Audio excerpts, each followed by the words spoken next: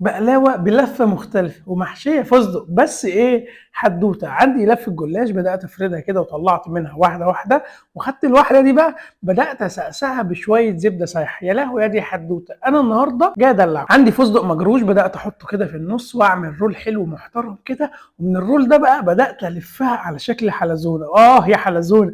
عملت بقى الكمية دي كلّها وحطيتها في طاجن بقى تحطها في بايركس، المهم تحطها في أي حاجة تخش الفرن، عملت الكميه كلها بالشكل ده، وما تنساش تدلعها زبده كده من على الوش، واطلع بيها على الفرن على 180 ربع ساعه وعينك عليها. نعمل بقى الشربات اللي احنا هنحطه على البلاوه اول ما تطلع في حله على النار، نحط كوبايه سكر وكوبايه ميه ونقلب الاثنين مع بعض، واول ما تبدا تغلي كده نحط معاها نص ليمونه على نار هاديه بقى لحد ما تتقل، اول ما تتقل كده تحطها على جنب تبرد خالص. البقلاوه بقى طلعت، بصوا يا جماعه شكلها حدوته، وهي سخنه بقى ابدا شربها بقى من الشربات البارد اللي احنا لسه عاملينه، يا لهوي يا دي حدوته، حاجه اخر دلع. سيبها بس حوالي كده ربع ساعه كده تهدى كده خالص وتشرب من الشربات وكل، وادعي لي ما تنساش تعمل سيف للحلقه دي لانك هتحتاجها في رمضان، هتحتاجها في رمضان. كل سنه وانتم طيبين، وغرقها فستق يا عم، اكلتك ودلعها. سلام.